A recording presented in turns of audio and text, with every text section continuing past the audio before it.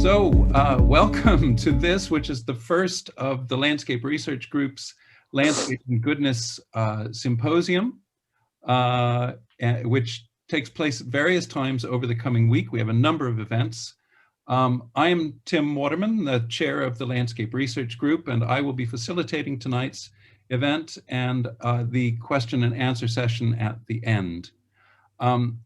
I can't begin to tell you how excited and honored I am to introduce tonight's conversation. Ken Olwig is a very good friend and mentor to me, and Yifu Tuan, though I've only just met him once, now twice in person, has been speaking to me with his warm and wise voice through his books since I was a student. So I feel like I know you somehow, Yifu, already. Both of their voices can be heard in my work, and I'm sure the same is true for so many of you in the audience tonight. And I was just mentioning to Yifu and Ken that the next presentation this evening, which is about Palestinian landscapes, one of the presenters is my former student. So there's a lineage of ideas here that's just wonderful to see. Yifu Tuan is celebrating his 90th birthday today. And for most of those years, he's been one of the most important voices in geography in the world, and certainly the primary voice in humanist geography. His books, Space and Place and Topophilia, are amongst the most widely read and enduring texts in geography and landscape studies, and all his books, both before and after, are no lesser treasures. Kenneth Olwig, one of the preeminent scholars in landscape studies today, was Tuan's student at Minnesota and has gone on to write, using tools derived from philology and law, the books Nature's Ideological Landscape and Landscape, Nature, and the Body Politic, which, Yifu, if I remember correctly, you contributed the introduction to. Many of his most important and influential essays have recently been published in the collection, The Meanings of Landscape, which I think it's in my office, but Yifu, you have a copy of it you can hold up, right? Yeah, okay. But you're not here today to hear me talk. I will return to moderate the question and answer. Please feel free to talk in the chat and direct questions for our speakers in the question and answer panel. So let me hand over now to Yifu and Ken, and happy birthday, Yifu, from me, from the Landscape Research Group, and from the audience, I'm sure. There are lots of happy birthdays showing up in the chat. Okay, that's wonderful. Thank you. I have a thing to begin with just to explain the situation. And I want to say, first of all, happy birthday, Yifu. I remember we celebrated your birthday in the Black Forest Inn in Minneapolis many years ago and had their wonderful Black Forest chocolate cake. Yes. Yeah. But I wanted to explain just to the people listening that, as you can see from my Corona haircut, I'm living in the countryside in voluntary isolation from the plague, just like the storytellers in Boccaccio's Decameron. Since my only narrative stimulation is the endless reruns of British detective TV series broadcast on Danish TV, I live in Denmark, I must apologize that these have become my sole intellectual frame of reference. I've lost everything else. A favorite series is called The Young Morse, which is a prequel to the older series about an Oxford police detective named Morse. Using this frame of reference, I think people might likewise think of this conversation as being a prequel to the Thursday panel on the legacy of Yifu Tuan.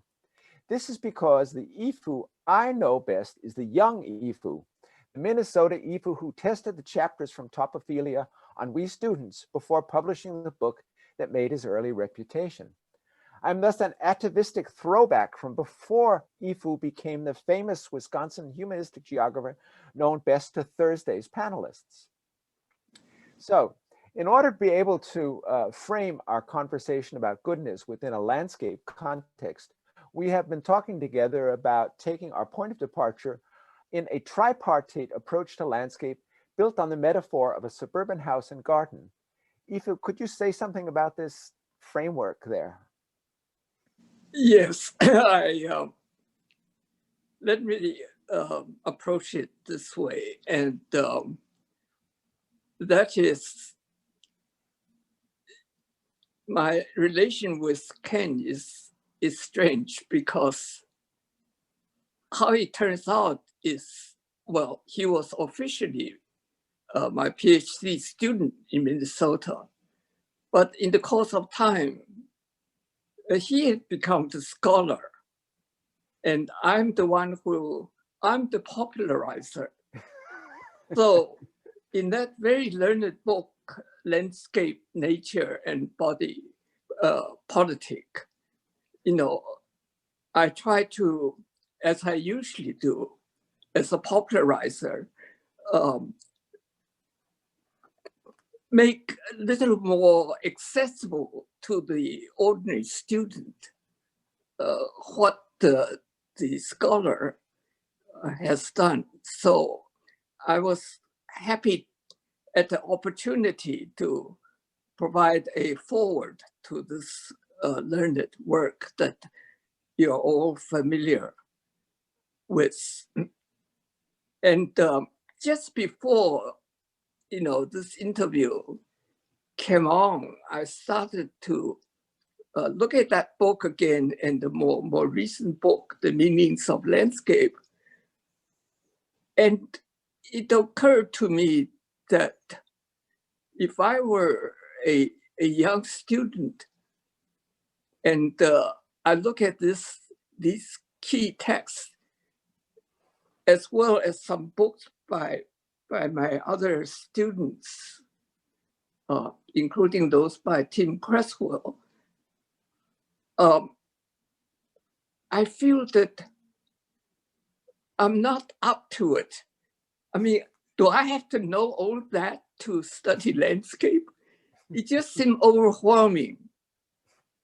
But when I started, they were not this kind of scholarship. So that I was encouraged to jump in those days when the field was not so heavy with scholarship. So to come back to the question that Ken just raised, which was that this book, Landscape, Nature, and Body Politic, has influenced me greatly, because so much of my life is teaching. And so I have acquired certain skill in explaining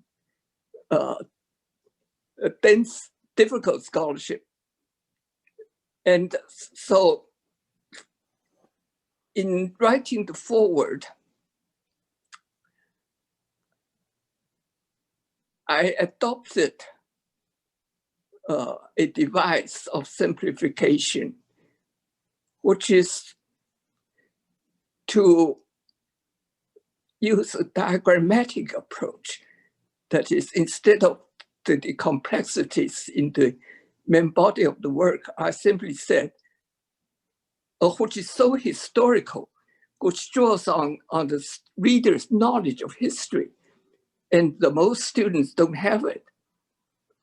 So I then made it simple by saying, well, what about, let's take a current American landscape and not treat this historically, just simplify it to something you all know. And that's what I call the tripartite division. On one hand, there is a house, say a suburban house with a picture window. And in front of the house is the lawn, is the formal landscape. And behind the house is the backyard. And that's where, you have barbecues, and it's where you grow vegetables, and it's not where you bring guests. So this picture I present to students, they all understand what I'm getting at. And I said that, well, you know, this tripartite division somehow captures also three notions of goodness or virtue, if you like. And we all know what the backyard virtue is, and it is communal. We are informal, we just chat and have a great time, as I say, barbecuing, and so the backyard is the land of landscape that can explore with great historical depth. But I just want them to have this picture of the backyard, which is a unit of land where people live. So you can extend this notion to the ecological phase, emphasis in landscape architecture. We want to develop land that is ecologically sound, and that's somehow also communal. Well, then there's the house. The house is not part of the landscape as such, but it's necessary as the dividing point, dividing line. The house is a social world where you are more formal, especially the living room. And beyond the house is the scape, is the lawn, is the formal part of this tripartite division. And so let me just, in kind of 3 words, summarize what I thought the behavior of goodness is involved.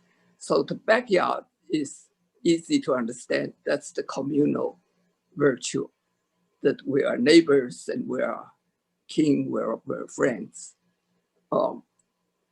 In this house itself, the virtue is social. You know, it's where etiquette begins. And it's the virtue of being polite, of being nice. And beyond the house is this formal garden, the lawn usually, but it could be a formal garden. And that's the view, that's the prospect, the view and the prospect. Prospect has both a spatial and a temporal notion.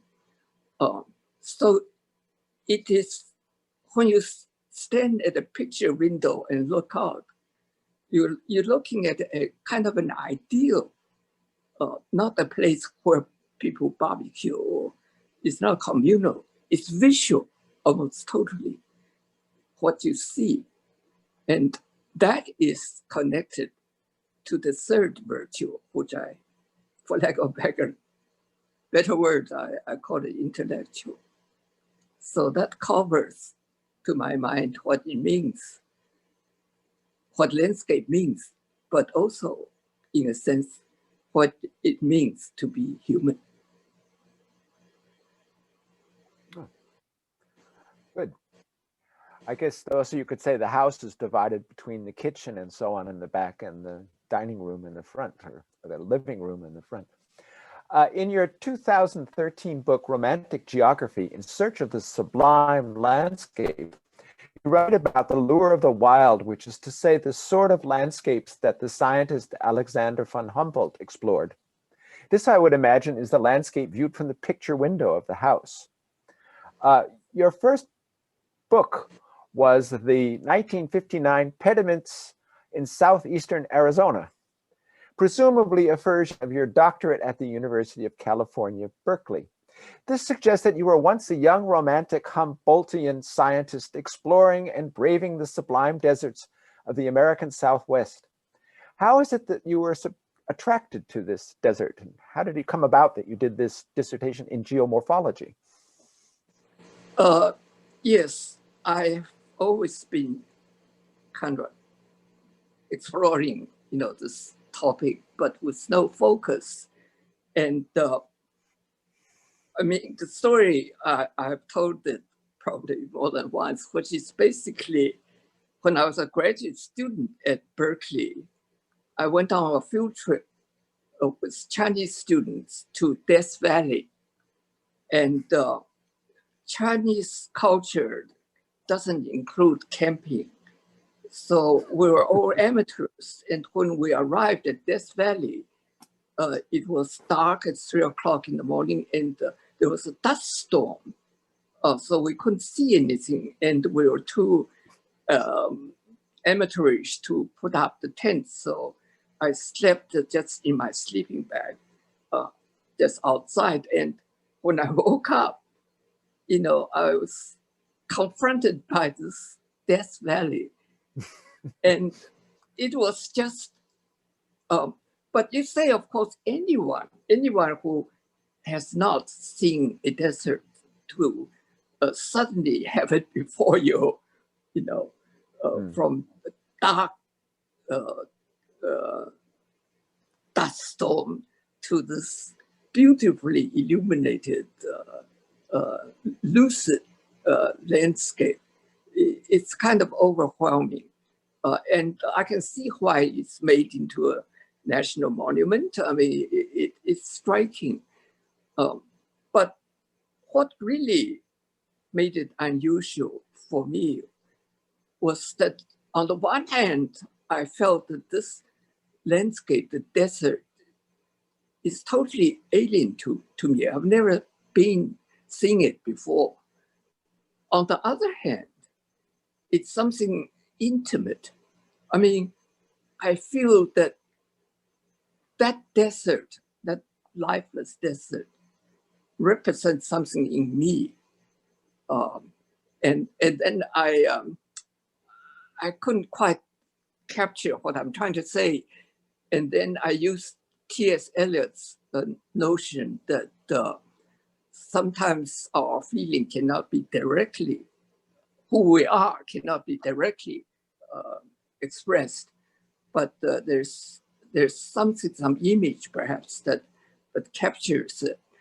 And he calls it objective correlative. So the objective correlative of who I am is the desert. I never knew that until this encounter. We are rather like that in finding who we are. I mean, a different kind of experience, but somewhat analogous is to fall in love the first time. I mean, you've never met this person. You met many people, but somehow this person is the one that is somehow important to you, part of you. So and so that's how it got started, because I thought, is this unique to me? I mean, what about other people? And so that led me to do research on other people's attitude to environment. Did Karl Scharf or play a role in this, or did Karl? Yes, Karl Scharf played a role in that. He talked about things that were not considered geography at all. I mean, he was deep into genetics on one hand, and I was a student when he was preparing his lectures at Columbia University, which turned into Agricultural Origins and Dispersal. That's such a bold theoretical idea behind agricultural origins. And, I was inspired by that kind of bold thinking. On the other hand, Karl Scharf's notion of landscape, I don't mean his scholarly writing on landscape. I mean his personal feeling about it is the backyard in Kent's landscape, as I interpreted it. That is, his ideal is something folksy and communal, which you found everywhere among the pre-modern people, the Indians, for instance, or the Mexicans, peasants, and so on. So that's his idealization. And he has no track with the scape, the formal landscape at all. So that's where we differ. And I was just a naive student, so I couldn't actually point this out to Karl Scharf. But this guy denounces modernity. He wants this folksy, ecological sounds land as distinct from the scape. And yet, oh, sorry, I shouldn't, this doesn't sound right, but yet he has a Mercedes. I mean, how can it be folksy, communal, and planting corn, and yet drive around in a Mercedes? So that led me really to think more deeply of how humans think about these things, and how, in a way, contradictory we can be, that we don't really fully recognize ourselves. Mm. And what about J.B. Jackson? He had an affinity for the desert as well, I think. Yes, J.B. Jackson often visited Karl Scharf, and he was perhaps the only American aristocrat that I know, because he comes from well-to-do Brahmin Boston family and was educated in Switzerland. That meant he spoke German and French fluently, and he didn't need a job, and so he somehow ended up in New Mexico in 1950s, and just let me tell a story. But J.B. Jackson was he lived all by himself in a beautiful building that he designed. So he was, and he patronized the Mexican-American settlements, villages, and he tried to revive their culture. He would try to revive their festivities. So he was the lord of the manor.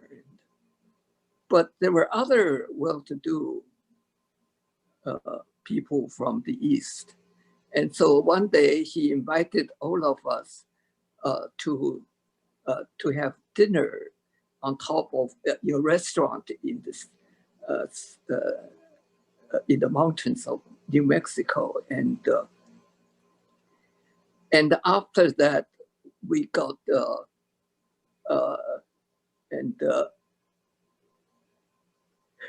And one of the persons said, well, let's be frank. We are all from the East, and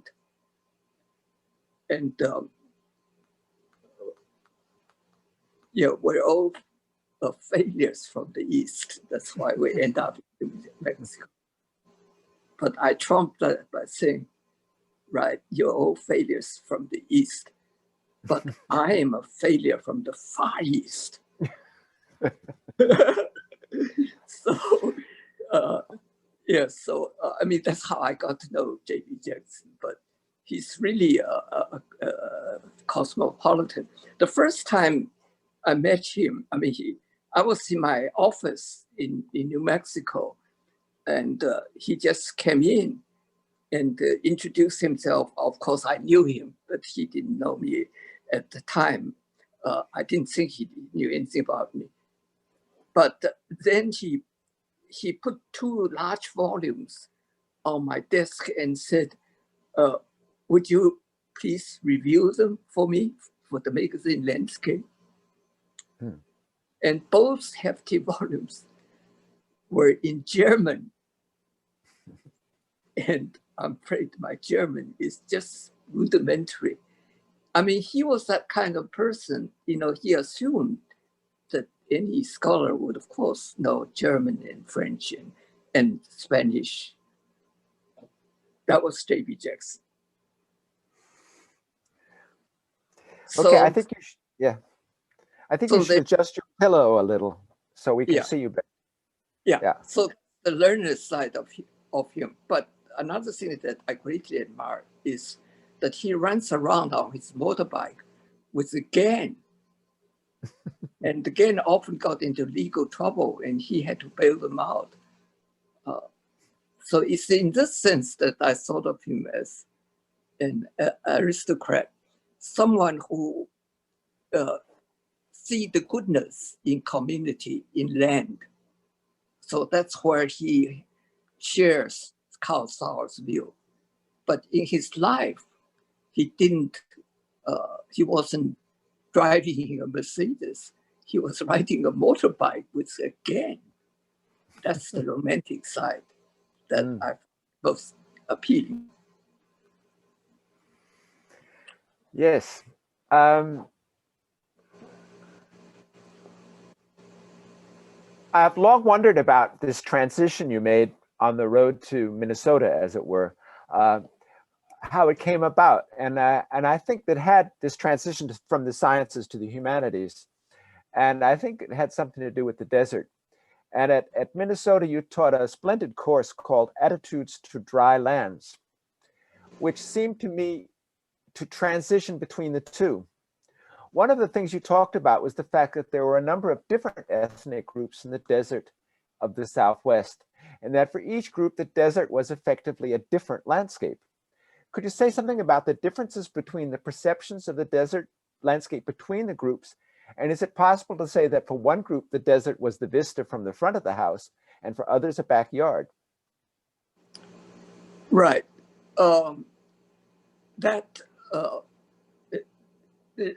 Well, this tripartite division didn't apply to these villages, settlements in northwestern New Mexico.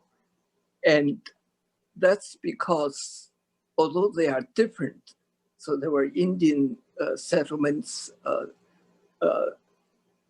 there were there's a Mormon settlement, and there's a white American settlement, all in Northwestern. But basically, they were all land in the division. That is, they were culturally different, but they were all engaged in making a living in that patch of land. So they didn't have that aspiration that there's maybe more to life than just surviving, just making some place ecologically sound?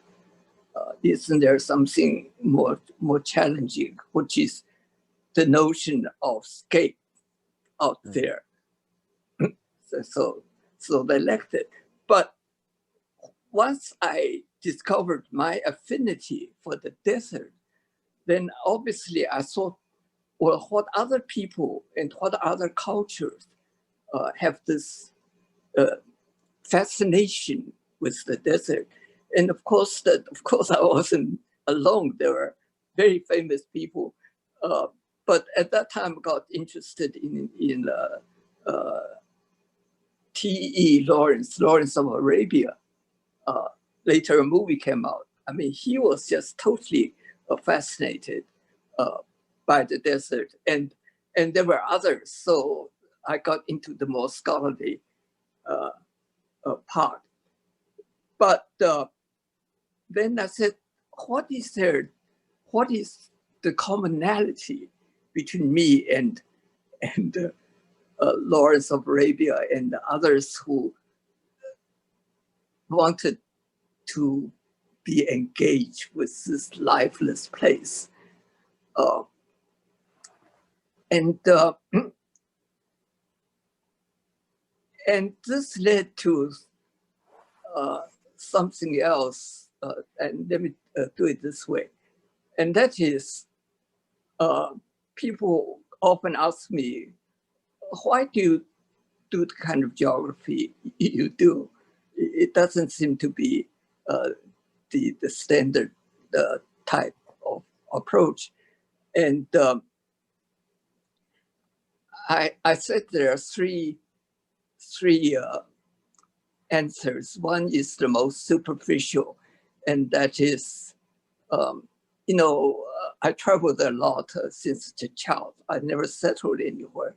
And so I'm just interested in all this. So that's enough. That they're not really interested in anything deeper. But if someone asks me, go to a little deeper, the deepest is the one I've already explained, and that's my encounter, my almost mystical encounter with the desert. But I didn't say that because it seems so personal, and they're not really interested. So the superficial answer is that, I travel a lot, so I do this sort of thing. The second level is my fear of being lost, of disorientation. Well, nobody likes to be lost, but I'm just it's absurd. But there's one instance of it, and I was in the Philippines, and I strolled into a rainforest in the Philippines, and I entered the forest just by, say, 100 yards. And then I got totally lost. I just stood there. There was no reason to go one direction then another. And when I was in that situation, I saw everywhere around me evidence, symptoms of decay, smelling decay and death, which is somewhat perverted response, because you could say I was surrounded by life. It's the rainforest. So people love the rainforest, some people do, because of the abundance of life.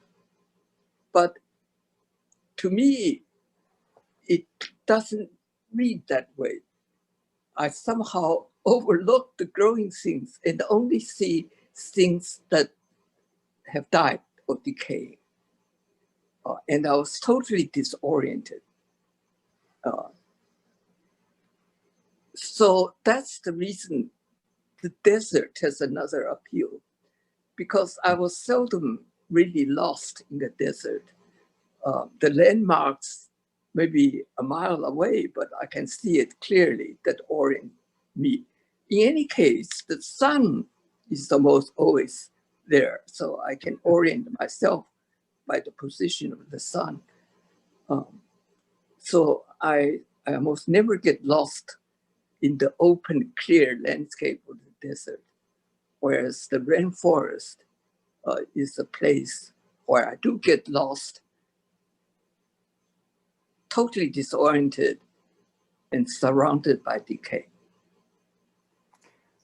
I interpreted this landscape you're describing from your course a bit differently. I saw on the one hand, the Native Americans with their gardens cultivating things, that for them it really wasn't a desert. And their gardens, though I've never seen them, I imagine they would look fairly messy to a white Anglo-American settler. And on the other hand, you had the Anglo-American settlers, the Texans, with their big tractors, making very straight lines and irrigating the land and making the desert bloom. They thought that the desert was a wasteland and they were going to make it bloom. So I see them as more the people looking out the window, seeing a scene in front of them, regulating it spatially and so on, as opposed to the Native Americans. Any case, this brings up to my question, which I guess, giving our time, probably is going to be the last. One of my favorite books of yours is your 1968, The Hydrologic Cycle and the Wisdom of God, a theme in geoteleology. Got it. And I think it might mark the watershed between Tuan, the geomorphologist, and Ifu, the humanist. Can you tell me something about how you came to write this book and how the desert might play a role in it? Yes, I was a faculty member at New Mexico, where the geography department had only 2 faculty members. So, which means I had to teach everything, including physical introduction to physical geography. And I find physical geography, even though it's not my field at that time, but easy to teach because it's something systematic about it. And I was struggling to find the same thing in human geography. So in teaching physical geography, I said, what is it that makes it easy? Because it's kind of logical. And I find that it's the hydrologic cycle. In those days, we use a textbook. And textbooks in physical geography almost always start with the hydrological cycle. And once I start teaching it, I find that it's useful to start with hydrological cycle because then it leads me to everything, to landforms and to climate, which is physical geography.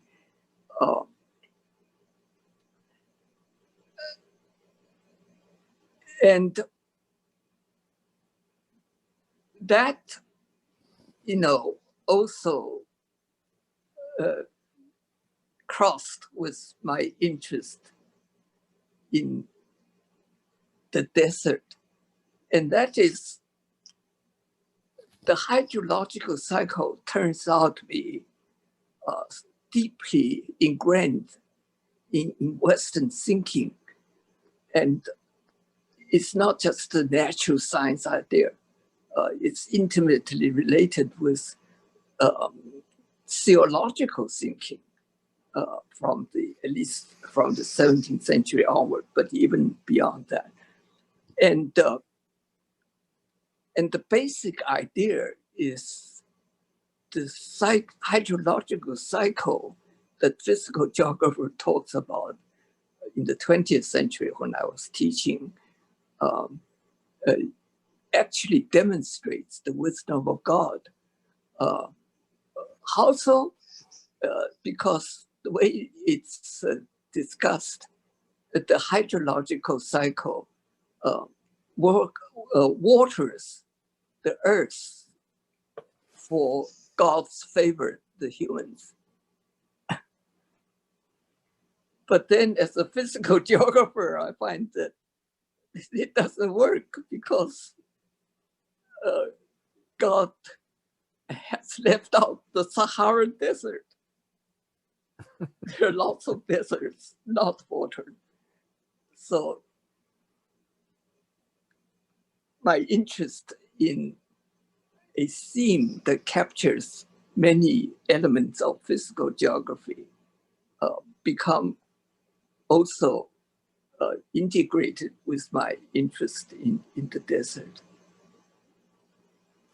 I'd just like to say something personal here at the end, in that my grandfather, a Danish immigrant, was a prospector in the Sierra Nevadas and roamed through with a donkey, with a mule and a pickaxe and his young Swedish wife. And he brought me, as my grandfather, he brought me through the area, showing me the landscape and the clues to what was in it in the geology. So I became, through him, very interested in studying geomorphology and geology. And when I applied to college, to go to college, I applied to two places. One was New Mexico, where you were then teaching, and the other was Shimer College. And I was going to go there to study geology, and I would have probably had you as a teacher. But instead, I took the other route, the humanistic route, and wound up still having you as my teacher when I went to graduate school. So it was a kind of funny coincidence there. In any case, I think this has been a wonderful talk. You've now cleared up a lot of my thinking about this, how it fit in. And so I would just like to greet you again with a birthday greeting, and wish I had some chocolate cake from the Black Forest Inn, but sorry. Would Tim, would you be willing to answer a couple of questions from the audience? Sure, try to. There's one that it doesn't have a direction, but I think I'd sort of like both of you to speak to it in a way, because it speaks about deserts and islands, and Ken has written recently about islands and about the idea of isle centrality. And of course, the desert is a place that we consider to be remote. And the idea of remoteness in landscape is quite an important one. And what Ken does in his essay is he says that, well, islands are remote if you're a landlubber, but if you're a seafaring person or if you're an islander, everything revolves around the islands, and everything derives from that. So being on an island or a peninsula means that you're in the middle of everything rather than being remote. Are there ways in which the desert perhaps is anything but a remote place in your experience with it, or does the desert somehow always contain a sense of remoteness? Well, briefly answered is the desert.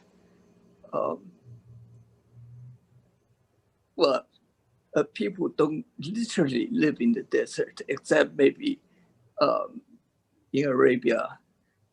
But I mean, they settle down as I move about in Oasis. Oasis is an island in the desert. So that idea of island is actually captured in that green spot, the oasis in the desert. Also, just reading about explorers, I find how, although they love the bleakness of the desert, and yet they find comfort in the stove that they brought along to cook a meal in the tent. So there is the home, an island of nurture, surrounded by the utter bleakness of the desert, or even bleaker ice fields. Yeah, I could add my own 2 cents to this, and that, following up on what Ifu said, well, a lot of what the settlers of the United States had to cross was desert, and they called the vehicles they crossed the desert in prairie schooners, which says something about the boat. Also, my thesis that I wrote for Ifu was about the Danish heathlands of West Jutland, and the heathlands were often compared to a desert, but they were also trackless which the sea also is. You don't leave a track, you can't see where people have been before. And this means that you navigate actually in these areas. And Ifu was talking about not getting lost, but the reason he was not lost was he was able to navigate according to the different arroyos or things sticking up or rocks and so on. So he was actually like crossing it. And this is the kind of navigation you do with a Portolan map, not the Euclidean geometry of the standard map that we use today. So it's a very different way of orienting yourself in place and space. And I suppose that made, and of course, Ifu has a history of living on islands, Taiwan and the Philippines, so on, the British Isles even. So we have something in common there. Great. There are a few other questions if you have time for them. In a way, I'm trying to kind of roll the questions together if I can, but it's a little bit difficult. There's one that's asking about any experience you might have, Yifu, with the Gobi Desert and the idea of Buddhism, perhaps. You know, you speak about the hydrological cycle and about God, but how to spin that one? Is there a different sense of the desert in Buddhism and its relationship with deity? Well, Chinese attitude to the desert or the wilderness is radically different. So it just doesn't work to use almost English terms to apply to the Chinese situation.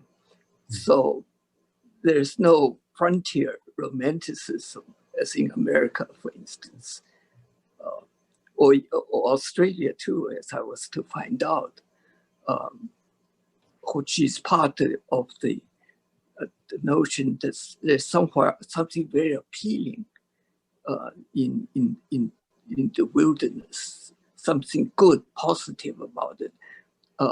Whereas the Chinese, I mean, the word that's often used, yeah, has only negative meaning. So if they go there to the Gobi or whatever, they're backed into it. They have no choice. They couldn't stay. They've exhausted land. They have to push to the frontier, but reluctantly.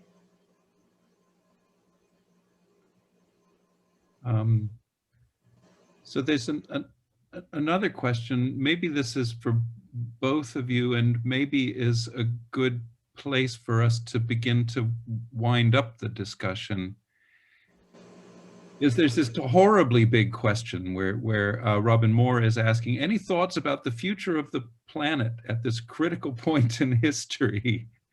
And I think when we put this event together for this December, one of the questions that we had was, should we be talking about post-pandemic landscapes or the pandemic and landscape? And we all kind of agreed that the last thing we wanted to talk about was the pandemic, and what we most wanted to talk about was the notion of goodness and what it is to be good together and what it is to be good in landscapes. And I just wonder whether, and I know Ken is probably going to play devil's advocate here too, because Ken's a little bit bad cop to my good cop, and Yifu also, I think, to your good cop. So the future of landscape and the future of human goodness, how are the two tied up? It's an immense question, but I think it's worth asking. Yes, well, I was in China in 2005 and gave, lectures on this and that. And at the end of question time, a student asked about, the ecological world is admirable, or can be admirable, but it's also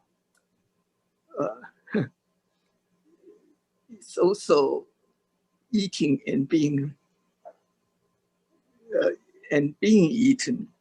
I mean, it's bred in tooth and claw. So the question was what I think about that, and about the way that we abuse nature just for food. I mean, that's basic. And so the answer I came up with is kind of Buddhist. And I said, it's okay to eat, to destroy others, provided that we are also willing to be destroyed, I mean, to be eaten. At the social level, this is the case, because when we help others, energy comes out of ourselves. You know, if you really help another person, you're drained, you're being eaten, so to speak. And that's our application.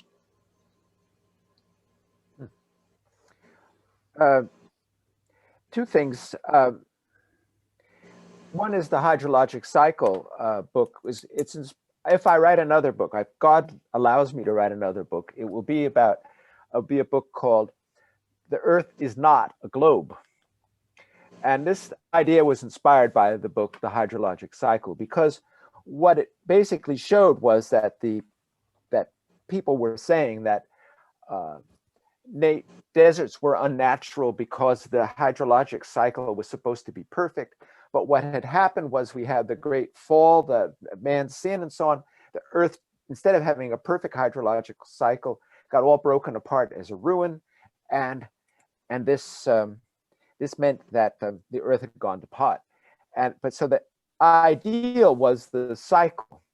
And Newton actually commissioned or paid through the Royal Society for a book arguing that the earth had this perfect hydrologic cycle. And I think the same problem applies with the whole debate about global warming, which confuses things because the earth, the climate is changing, but not in a global way. And I think this confuses a lot of our discussions, that a lot of what could be done, I would say that the global view is like the view from the window, the scientific, rather geometric view, whereas the view from the backyard is more, we can do a lot of small things in different places according to the place specificity of the place. So that's sort of my idea there.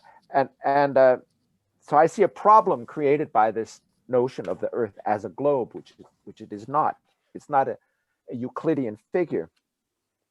The other part has to do with the fact that Ifu tends to oppose different ideas to each other. So you have, originally he wrote Topophilia, which was enormously well accepted. But I remember Ifu saying at one point, oh, I wish I had never written that. And what he did was he went on and wrote place and space. So he counterposed the view from the backyard to that from the front of the house, in a sense. And I think the same thing has to do with goodness. He wrote in his darker, younger days, he wrote this book, Landscapes of Fear, where he actually talks about pandemics and epidemics, and he talks about problems with them that are very relevant today, incredibly relevant to what we're doing today. And I think that there must be also a way of talking about the pandemic, but also seeing the goodness, seeing how goodness and evil relate to each other in this context. Now, I see, for example, the fact that so many people have discovered they don't have to go to fitness centers. They can go out in nature, enjoy the flowers, enjoy the desert or whatever, as a thing that's good that has come from this. So that's my sort of bad cop idea. That I think the landscapes of fear and the landscape of goodness have a dialectical relationship. How do you like that? Yes, that's good. And I'm kind of baffled by it, because I had the view that only bad news sells. I mean, newspapers only give you the bad news, you know, floods and wars, and human goodness, if there is any, is tucked in the back pages. So I'm baffled why topophilia, which is kind of optimistic, tends to have done well. Whereas I thought landscape of fear would be sell well because it's full of negative views. But it didn't turn out that way. People didn't want to see landscape in that way. So I'm pushing for my book, Landscape of Fear, okay? There's still so much positivity in landscapes of fear. I mean, you talk about eustress and distress, for example, the fact that eustress, good stress, you know, the kind of the kind of thrill that comes from risk is actually good. So what you manage to do is to find a good side even to fear, which is characteristic of your optimism, I think. Yeah, I'm basically optimistic, and I suppose that's why I didn't aim it. But if I still have to write about my achievements, my vita, you know, you still have to write that. My latest would be, hey guys, I'm 90. How's that for achievement? Yes. Okay. On that note, happy birthday, I think. Yeah, I know there's been so many birthday greetings in the chat, and so much appreciation. So this is I think the perfect place to end it, and I can only give my most humble thanks to both of you for such a wonderful evening. Thank you. Thank you. Thank you.